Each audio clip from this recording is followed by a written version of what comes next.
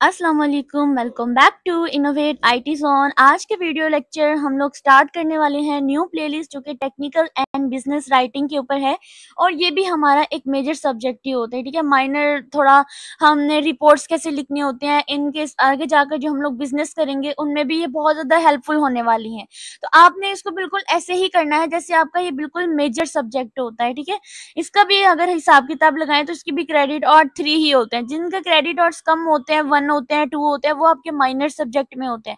लेकिन technical and business writing देखें तो इसके क्रेडिट और भी हमारे 3 ही है, तो इट्स मीन कि ये थोड़ा हमारे मेजर में ही जा रहा है। एक बात याद रखनी है कि आप लोगों को जैसे जैसे मैं कवर कराऊंगी आप लोगों ने बिल्कुल वैसे वैसे ही कवर करना है, क्योंकि ये देखिए आपकी आउटलाइन जो होती है ये बहुत ही कम्प्रीहेंसिव है। अगर यहाँ पर देखिए सबसे पहला जो लेक्चर है हमारा ओवरव्यू ऑफ टेक्निकल रिपोर्टिंग। ठीक है, इसके अंदर कुछ और सब टॉपिक्स जो मैं इंक्लूड करूंगी, जिसमें आ जाता है कि हमारे पास इसकी इंपॉर्टेंस क्या होती है, इसकी करैक्टरिस्टिक्स क्या होती हैं एक गुड टेक्निकल रिपोर्ट को लिखने के लिए, और इसमें कौन कौन सी टेक्निकल रिपोर्ट्स की टाइप्स क्या होती हैं। ये तो हम करेंगे आज की वीडियो के अंदर। नेक्स्ट वीडियो के अंदर मैं आपको प्रॉपर तरीके से एग्जाम्स पॉइंट ऑफ व्यू से मैं आपको बताऊंगी कि आपके पास जो रिपोर्ट्स आती हैं वो किस टाइप की आ सकती हैं और आप उसको कैसे लिखोगे। ठीक है, सोल्यूशन के साथ दूंगी, लेकिन इस वीडियो के अंदर आपको पूरा स्ट्रक्चर जो है वो मैं एक्सप्लेन करूंगी। तो चलिए हम लोग स्टार्ट करते हैं। सबसे पहले हमारे पास टेक्निकल रिपोर्ट होती क्या है। आप लोग जानते हैं टेक्निकल रिपोर्टिंग हमारे पास एक फॉर्मल डॉक्यूमेंट होता है ना, जो किसी भी टेक्निकल इंफॉर्मेशन को बिल्कुल क्लियर, उसको कंसाइज और उसको स्ट्रक्चर्ड वे में प्रेजेंट करता है। किसी भी टेक्निकल इंफॉर्मेशन को क्लियर, कंसाइज और स्ट्रक्चर्ड वे में प्रेजेंट करने का जो प्रोसेस होता है या जो डॉक्यूमेंट होता है वो हमारी टेक्निकल रिपोर्टिंग होती है। अब ये रिपोर्ट्स जो होते हैं मोस्टली हमारे जो इंजीनियर्स होते हैं, हमारे साइंटिस्ट होते हैं, हमारे रिसर्चर्स होते हैं और हमारे जितने भी बिजनेस प्रोफेशनल्स होते हैं वो सारे के सारे इसको लिखते हैं। किसी भी प्रोजेक्ट के एक्सपेरिमेंट, एनालिसिस या प्रोसेस का रिजल्ट शेयर करना चाहते हैं, उसके लिए वो क्या करते हैं, अपनी टेक्निकल रिपोर्टिंग यानी फॉर्मल सा डॉक्यूमेंट लिखते हैं। उसके बाद हमारे पास टेक्निकल राइटिंग जो रिपोर्ट्स होती हैं उसको लिखने के भी डिफरेंट मेथड्स होते हैं। ठीक है, जिनमें सबसे पहले अगर मेथड की बात करते हैं तो हमारे पास होता है IM रेड फॉर्मेट। ये बेसिकली ये वाला जो फॉर्मेट होता है ये आपका साइंटिफिक रिपोर्ट होता है। ठीक है, यानी ये फॉर्मेट साइंटिफिक और जो भी रिसर्च बेस्ड रिपोर्ट्स होती हैं उनके लिए ही ये यूज होता है। और इसका स्ट्रक्चर बिल्कुल कैसा होता है, सबसे पहले आपने इंट्रोडक्शन देना होता है। इंट्रोडक्शन के अंदर आपने जितनी भी प्रॉब्लम्स और जो भी ऑब्जेक्टिव्स होते हैं उनको डिफाइन करना होता है। स्टेप नंबर 2 के अंदर जो है आपने मेथडोलॉजी यानी जितने भी मेथड या जो प्रोसीजर होते हैं जो एक्सपेरिमेंट या रिसर्च के लिए यूज किए जाते हैं आपने उनको लिखना है। उसके बाद आपने रिजल्ट लिखना होता है, यानी जो भी आपकी आउटपुट्स आई हैं, जो फाइंडिंग्स आई हैं, जो एक्सपेरिमेंट करने या एनालाइज करने से आपको मिली है या हासिल हुई है, आपने क्या करना है, उसका रिजल्ट लिखना है। और उसके बाद आपने डिस्कशन यानी रिजल्ट्स का एनालिसिस और उनके जो भी मीनिंग होते हैं आपने उसको एक्सप्लेन कर देना, बिल्कुल ऐसे जैसे आप डिस्कशन कर रहे हैं। ये हमारी पहली मेथड था हमारी टेक्निकल राइटिंग को लिखने का। अगर टेक्निकल राइटिंग को लिखने के मेथड्स बताए तो एक हमने अभी डिस्कस किया, IM रेड फॉर्मेट होता है जो कि साइंटिफिक रिपोर्ट के लिए होता है। एक आपका business and technical report format होता है। ठीक है, और एक आपकी लैब रिपोर्ट्स होती हैं, एक आपकी फिजिबिलिटी रिपोर्ट होती है, और ये वाली जो टाइप्स होती हैं 4 इंपॉर्टेंट मेथड्स होते हैं। टाइप नहीं, ये आपके मेथड्स होते हैं। अभी हमने पहला मेथड डिस्कस किया, सेकंड मेथड डिस्कस करेंगे जो कि आपके business and technical report format पर होता है। इसको लिखने का फॉर्मेट क्या होता है, पूरा स्ट्रक्चर फॉर्मेट क्या होता है कि आपको टाइटल पेज लिखना होता है। टाइटल पेज के अंदर आपको आपकी रिपोर्ट का टाइटल, उसके ऑथर का नेम, आपको डेट या कोई भी ऑर्गेनाइजेशन जहां आप काम कर रहे हैं आप उसका नाम लिख दें। उसके बाद आपने एब्स्ट्रैक्ट लिखना होता है जिसमें आपने अपनी जो रिपोर्ट होती है उसके ओवरव्यू को बिल्कुल शॉर्ट समरी के तौर पे लिख देना होता है। उसके बाद आपने टेबल ऑफ कंटेंट देना होता है जिसमें सेक्शंस और उनके जो भी सब सेक्शंस होते हैं उनकी लिस्ट होती है। देन आपने इंट्रोडक्शन देना है, अपनी रिपोर्ट लिखने का पर्पस बताना है, उसका स्कोप बताया जा रहा है। देन थोड़ी बैकग्राउंड इंफॉर्मेशन इंक्लूड करेंगे, जो टॉपिक से रिलेटेड ही नेसेसरी डिटेल्स होती हैं वही आपने बैकग्राउंड इंफॉर्मेशन में इंक्लूड कर देनी है। उसके बाद आपने मेथडोलॉजी यानी जो अप्रोच या जो टूल्स होते हैं आप यूज करेंगे वो आपने मेथडोलॉजी में लिख देना है। उसके बाद आपने फाइंडिंग एंड एनालिसिस करनी है, जो भी आपके रिजल्ट आए हैं उस पर आपने डिटेल एनालिसिस लिखनी होती है।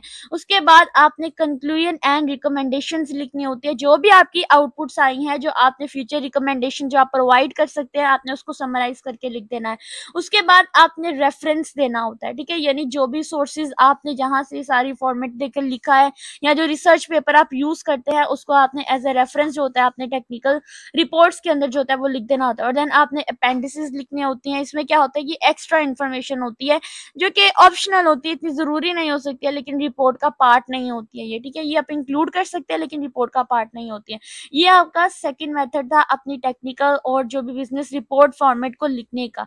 अगर आप देखा जाए तो हमने जो अपनी डॉक्यूमेंटेशन की थी अपने एफआईपी में तो उसका भी थोड़ा जो है थोड़ा बहुत जो है या आप कह सकते हैं टोटली जो मतलब मैच कर रहा होता है, तो वो भी आपने जो डॉक्यूमेंटेशन लिखनी होती है वो भी आप इसी स्ट्रक्चर के साथ लिखते हैं, या अगर आप प्रपोजल की बात करते हैं तो आप वो भी इसी तरह से ही लिखते हैं। उसके बाद हम बात करेंगे लैब रिपोर्ट। लैब रिपोर्ट कैसे लिखी जाती है, और ये आपके जो इंजीनियर होते हैं या जो साइंस होते हैं उनके लिए ही ये यूज की जाती है। यानी अगर आप इंजीनियरिंग या साइंस फील्ड से हैं तो आप लैब रिपोर्ट्स एक कॉमन टेक्निकल रिपोर्ट की टाइप होती है। इसका फॉर्मेट क्या होगा, सबसे पहले तो आप अपने एक्सपेरिमेंट का पर्पस लिखते हैं यानी ऑब्जेक्टिव लिखते हैं। उसके बाद आप उसके अंदर क्या क्या मटेरियल्स आपने इंक्लूड करनी है जो आपकी एक्सपेरिमेंट में इंक्लूड होती हैं आपने वो लिखनी है। देन आपने प्रोसीजर लिखना है यानी जो स्टेप्स आपने फॉलो करने हैं वो आपने यहाँ लिखने हैं। उसके बाद ऑब्जर्वेशन एंड डाटा आता है यानी एक्सपेरिमेंट का जो भी रॉ डाटा होता है वो आपने इसके अंदर लिखना होता है। एनालिसिस आती है जिसमें आपने ऑब्जर्वेशन के जो भी मीनिंग्स होते हैं जो भी इंटरप्रिटेशन होते हैं वो आपने इंक्लूड करनी है। देन आपने कंक्लूजन लिख देना है, जो भी आपकी आउटपुट आएंगी जो भी आपने ये सारा ऊपर डिस्कस किया है इस सबको जो भी एरर्स वगैरह होते हैं वो सारी आपने एज अ समरी में कंक्लूड कर देनी है, ठीक है। ये चीजें आपने लैब रिपोर्ट्स की देखनी है। अभी तक हमने देखा आईएम रेड हमने देखा जो कि साइंटिफिक रिपोर्ट लिखनी थी, अभी हमने फिर बिजनेस एंड टेक्निकल रिपोर्ट का फॉर्मेट देखा और अब हमने थर्ड मेथड देखा जो कि आपकी लैब रिपोर्ट से रिलेटेड है। और ये लैब रिपोर्ट्स होती हैं मोस्टली इंजीनियर या साइंस वाले ही यूज कर रहे होते हैं क्योंकि उन्होंने लैब के अंदर डिफरेंट एक्सपेरिमेंट करने होते हैं। उसका एक्सपेरिमेंट का पर्पस क्या होता है, वो क्या क्या मटेरियल यूज करेंगे, क्या प्रोसीजर फॉलो करेंगे और क्या रिजल्ट उससे निकालेंगे, ये सारे आपने अपनी लैब रिपोर्ट के अंदर इंक्लूड कर देना होता है। उसके बाद अगर हम बात करते हैं हमारी फिजिबिलिटी रिपोर्ट्स के बारे में, ठीक है, फिजिबिलिटी रिपोर्ट आपका फोर्थ मेथड। जो फिजिबिलिटी रिपोर्ट होती है ना, आप अगर अपने प्रोजेक्ट का कोई प्रपोजल लिखते हैं या अपने प्रोजेक्ट के बारे में डिस्कस करना चाहते हैं तो आप उसके लिए एक फिजिबिलिटी रिपोर्ट रेडी करते हैं। इसका फॉर्मेट क्या होता है, आपने इंट्रोडक्शन देना होता है, देन आपने प्रोजेक्ट के ऑब्जेक्टिव देने होते हैं, आपके प्रोजेक्ट का करंट सिनेरियो क्या होता है आपने उसकी एनालिसिस करके लिखना होता है, इनसे फिर आपके पॉसिबल क्या सोल्यूशंस निकलेंगे वो आपने इंक्लूड करनी है, कितनी कॉस्ट लगेगी, क्या बेनिफिट्स आपको मिलेंगे वो आपने इंक्लूड करनी है। देन आपने कंक्लूजन और जो भी फ्यूचर्स में आने के लिए रिकमेंडेशंस होते हैं वो आपने अंदर इंक्लूड कर देनी होती है, ठीक है। ये थी हमारे पास फोर्थ मेथड। अभी हमने देखा टेक्निकल रिपोर्टिंग क्या होती है, हमने उसके मेथड्स देखे। मेथड्स में हमने 4 चीजें देखी। एक आपने लिखा कि जो आईएम रेड थी, ठीक है, ये क्या काम करती है, मोस्टली साइंटिफिक लैब जो होती है इनमें यूज होता है। उसके बाद हमने देखा हमने बिजनेस एंड टेक्निकल रिपोर्टिंग के बारे में देखा। देन उसके बाद हमने लैब रिसर्च के बारे में देखा और अब जो हमने देखा है वो हमारे पास आता है हमारा जो फिजिबिलिटी रिपोर्ट्स होती हैं। ये सारी अभी हमने टेक्निकल रिपोर्टिंग की मेथड्स देखे हैं, अभी इनकी टाइप्स नहीं देखी। अब हम देखते हैं कि एक राइटिंग टेक्निक जो आपकी टेक्निकल रिपोर्ट्स होते हैं उनको लिखने का बेस्ट प्रैक्टिस क्या होती है। सबसे पहले तो आपका बिल्कुल सिंपल और क्लियर लैंग्वेज चूज करनी चाहिए आपने, ठीक है, बहुत ज्यादा ओवर लैंग्वेज चूज नहीं करनी है। इसीलिए तो आपको कहा जाता है कि जब आप अपना एफआईपी की डॉक्यूमेंटेशन करते हैं तो उसके अंदर कोई भी मुश्किल वर्डिंग यूज ना करें, आप कोशिश करें कि बिल्कुल क्लियर और सिंपल लैंग्वेज में आपने अपनी चीज जो है वो एक्सप्लेन की हो। आप उसके अंदर ग्राफ चार्ट्स टेबल्स भी इंक्लूड कर सकते हैं। प्रोफेशनल और फॉर्मल टोन जो होती है वो आप अडॉप्ट करें। ऐसा नहीं कि वो अंदर जो आप टोन यूज कर रहे हैं जो कि जो पढ़ने वाला होता है ना वो देख रहा होता है कि अगले ने किस टोन में लिखा हुआ है। आप ऐसा थोड़ी ना कर सकते कि बदतमीजी की टोन यूज करेंगे, नो, आपने बिल्कुल प्रोफेशनल और फॉर्मल टोन का यूज करना है ताकि जो आपकी रिपोर्ट को पढ़ रहा होगा उसको पता चले कि अगले ने बहुत सिंपल और क्लियर लैंग्वेज में मुझे सब कुछ जो है वो अच्छे से एक्सप्लेन कर दिया है। उसके बाद आपने लॉजिकल और जो भी सिक्वेंशियल स्ट्रक्चर होता है आपने उसको फॉलो करना है जो भी आपके प्रोजेक्ट का होगा। आपने जो ग्रामर और स्पेलिंग मिस्टेक्स आती हैं मोस्टली आपने एमएस वर्ड के अंदर देखा होगा अक्सर आ जाते हैं, तो आपने उन चीजों से अवॉइड करना है कि आपके प्रोजेक्ट में किसी किस्म की कोई भी मिस्टेक्स ना हो, ठीक है, ये भी बड़ा असर करती हैं।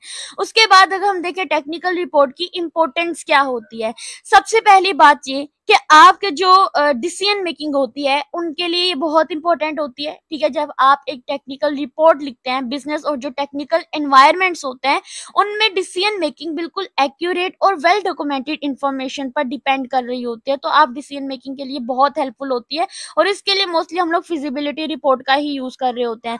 उसके अलावा आपके जो भी प्रोफेशनल कम्युनिकेशंस होते हैं उनका ये एक असेंशियल पार्ट होता है। ठीक है, उनमें क्लाइंट, स्टेक होल्डर, इन सब के साथ कम्युनिकेशन करने के लिए भी ये बहुत इंपॉर्टेंस रखती है। उसके बाद अगर हम लीगल और कंप्लायंस रिक्वायरमेंट्स की बात करते हैं तो किसी भी ऑर्गेनाइजेशन के जो ऑपरेशंस होते हैं जैसे रेगुलरिटी या कंप्लायंस स्टैंडर्ड्स होते हैं उनको फॉलो करते हैं। प्रॉपर टेक्निकल डॉक्यूमेंटेशन से ऑडिटिंग और लीगल कंप्लायंसेस में आपको बहुत हेल्पफुल होती हैं। नॉलेज प्रिजर्वेशन और रिकॉर्ड कीपिंग में भी ये बहुत ज्यादा हेल्पफुल होता है। ठीक है, उसके अलावा ये हमारे जितने भी हम बात कर सकते हैं कि आपकी जो एफिशिएंसी होती है, जो प्रोडक्टिविटी होती है किसी भी टेक्निकल डॉक्यूमेंटेशंस की, उसको बिल्कुल क्लियरली डिफाइन कर रहे होते हैं। क्या प्रोसेस होते हैं, क्या प्रोसीजर्स होते हैं, ये उनको बहुत अच्छी तरह से फॉलो करता है और ये इम्प्रूव भी कर सकता है, टीम वर्क को भी ये इम्प्रूव करता है। ये इसकी इंपॉर्टेंस थी। अब इसकी कुछ करेक्टरिस्टिक देख लेते हैं। एक गुड टेक्निकल रिपोर्ट की करेक्टरिस्टिक्स क्या होती हैं? एक तो वो बिल्कुल क्लियर और अंडरस्टैंडेबल होता है, उसमें किसी किस्म की भी बैड लैंग्वेज यूज नहीं की जाती, मुश्किल लैंग्वेज यूज नहीं की जाती, बिल्कुल सिंपल लैंग्वेज यूज की जाती है। दूसरा, ये बिल्कुल एक्यूरेट होता है। ठीक है, रिपोर्ट में सारा डाटा जो होता है बिल्कुल एक्यूरेट डाला जाता है, कोई भी नेगेटिव इम्पैक्ट जो होता है आपके डिसीजन मेकिंग पे नहीं डलता। कॉन्साइजनेस होती है, ना तो इतना लंबा चौड़ा होता है ना इतना छोटा होता है, बिल्कुल सेंटर में ही होता है। ठीक है, अननेसेसरी डिटेल उसके अंदर नहीं होती है। उसके बाद लॉजिकल स्ट्रक्चर होता है, यानी कि वेल ऑर्गेनाइज्ड वे में लिखा हुआ होता है। उसके बाद इसके जो ऑब्जेक्टिव होते हैं वो बिल्कुल न्यूट्रल होते हैं, बिल्कुल अच्छी टोन में लिखे जाते हैं। ठीक है, कोई भी एक्स्ट्रा ओपिनियंस या बाइसेस होते हैं उनसे आप इनको अवॉइड कर सकते हैं। प्रॉपर तरीके से फॉर्मेटिंग होती है, अच्छी प्रेजेंटेशन होती है। उसके बाद एरर फ्री राइटिंग होती है, इसमें ग्रामर या किसी किस्म की कोई भी मिस्टेक्स नहीं होती है। और आपके विजुअल एड्स जैसे ग्राफ्स होते हैं, चार्ट्स होते हैं, टेबल होते हैं, वो एक गुड जो आपकी टेक्निकल रिपोर्ट होते हैं उसके अंदर ये बहुत ही खूबसूरती के साथ जो होते हैं वो लिखे जाते हैं कि सामने पढ़ने वाला जो होता है या आपकी जो भी रिपोर्ट चेक करने वाला होता है ना उसके लिए अंडरस्टैंडेबल होते हैं। उसके अलावा आपने कुछ रिकमेंडेशन भी इंक्लूड कर सकते हैं कि इन फ्यूचर क्या क्या आप इसके अंदर इंक्लूड कर सकते हैं। अब हम बात करेंगे इसके टाइप्स ऑफ टेक्निकल रिपोर्ट्स के बारे में जो कि बहुत ही इंपॉर्टेंट है।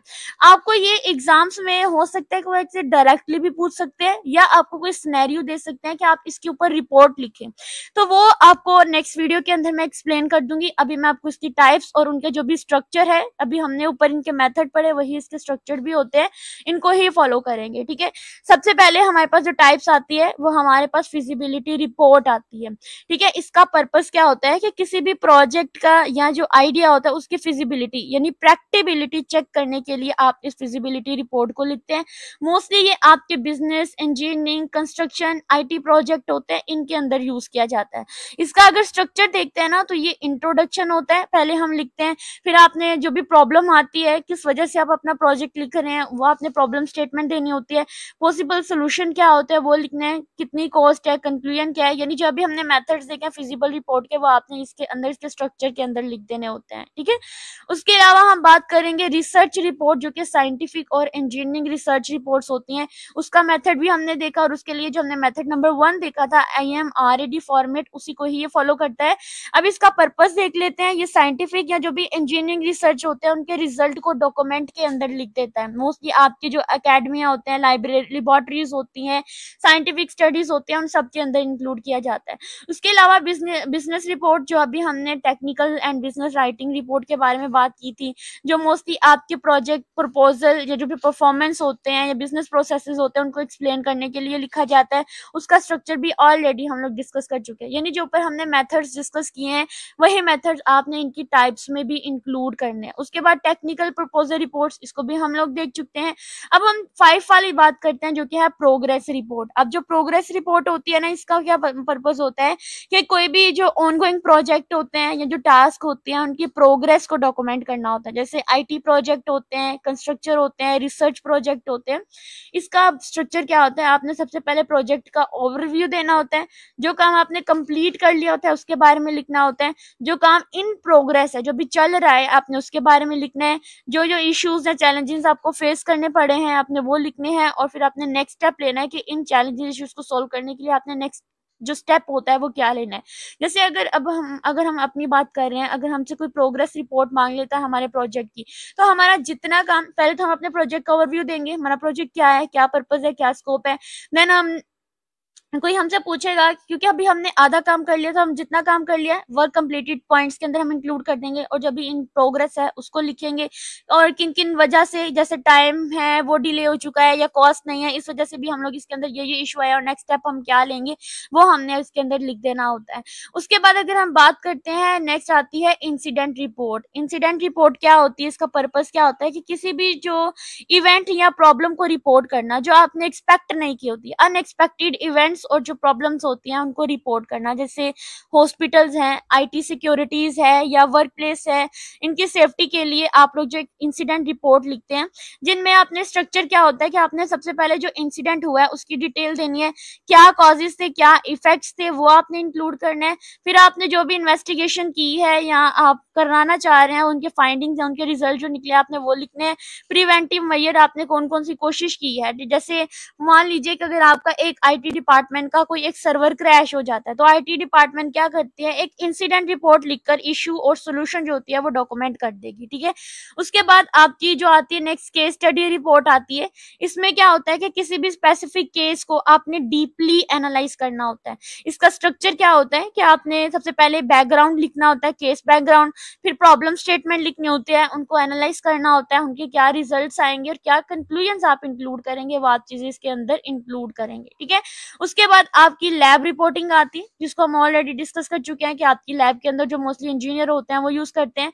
देन हमारे पास 9th वाली टाइप आती है which is the white paper report. अब व्हाइट पेपर रिपोर्ट क्या होती है, किसी भी टेक्निकल या जो पॉलिसीज इश्यूज होते हैं उनका डिटेल एनालिसिस और सॉल्यूशंस प्रोवाइड करना आपका व्हाइट पेपर रिपोर्ट आ जाती है। मोस्टली जो गवर्नमेंट पॉलिसीज होती हैं, आईटी सॉल्यूशंस होते हैं या साइबर सिक्योरिटी स्ट्रेटजीज होती हैं, वो इसको फॉलो करती हैं। इसके लिए हम क्या करते हैं, इसका इंट्रोडक्शन लिखते हैं, जो प्रॉब्लम आती है वो हम इंक्लूड करते हैं, देन उनका सोल्यूशन क्या होता है, बेनिफिट्स और चैलेंजेस कौन कौन से आपको फेस करने पड़े हैं, क्या कंक्लूजन होगा, ये आप लोग मोस्टली जो होते हैं अपने व्हाइट पेपर टेक्निकल रिपोर्ट के अंदर लिखते हैं।